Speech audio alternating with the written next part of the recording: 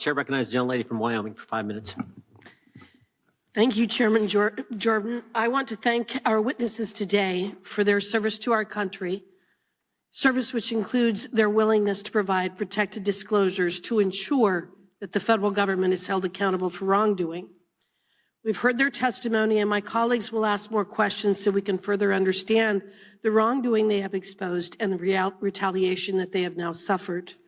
As this hearing gets underway, I want to focus on the cultural changes that have occurred within the FBI over the last 20+ years, fundamental changes that have led to the political capture of our flagship law enforcement agencies, and with the Democrats using these agencies as their own personal political hacks. What happened that allowed for politicization to permeate every facet of the FBI? Well, there are many things, but I think we must focus on the information that was provided by retired FBI Special Agent Thomas Baker, who testified before the Select Subcommittee earlier this year.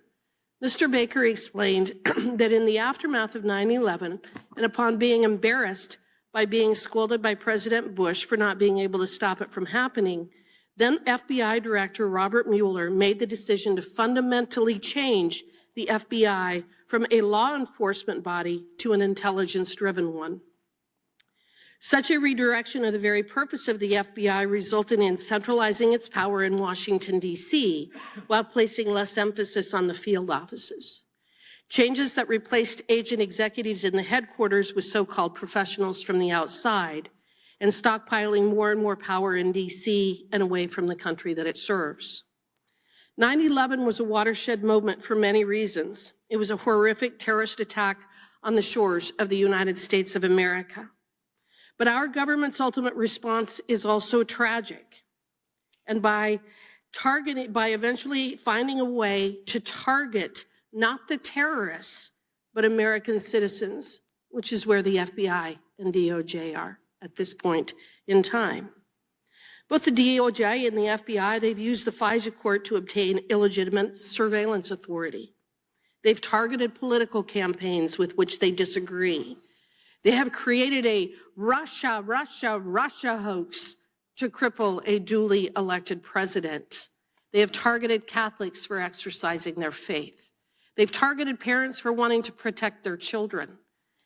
And what we can say in short is that the eye of Sauron has turned inward, and it is burning with a white-hot intensity that seeks to destroy everything in its path.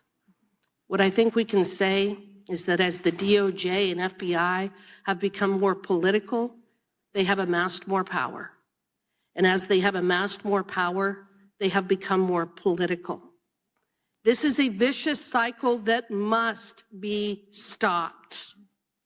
To be blunt, the leadership of the FBI and the DOJ are corrupt. I will name names. Christopher Wray and Merrick Garland are corrupt. They know it, we know it, and the American people know it. Congress needs whistleblowers like you so that we can conduct our oversight and correct course on these abusive federal agencies. And sadly, what we've already seen and what we will continue to see today is that the Democrats will not focus on the substance of what these brave men are exposing, or engage in a discussion about how to protect our constitutional rights and institutions from the tyrants that are running these agencies.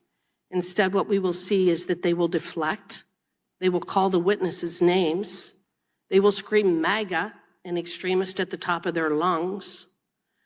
They will attempt to impugn your integrity, but make no mistake, they are simply trying to cover up the unforgivable and the indefensible, which is the creation of a two-tiered justice system based on political beliefs and the corruption of our political elites.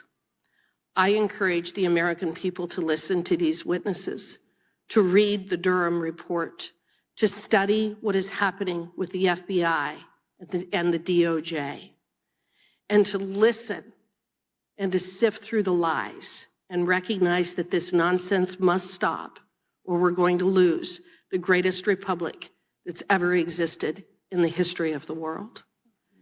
Thank you for your willingness to come here. Thank you for your willingness to stand on the wall. Thank you for your willingness to tell the truth about what these agencies are doing. America thanks you as well.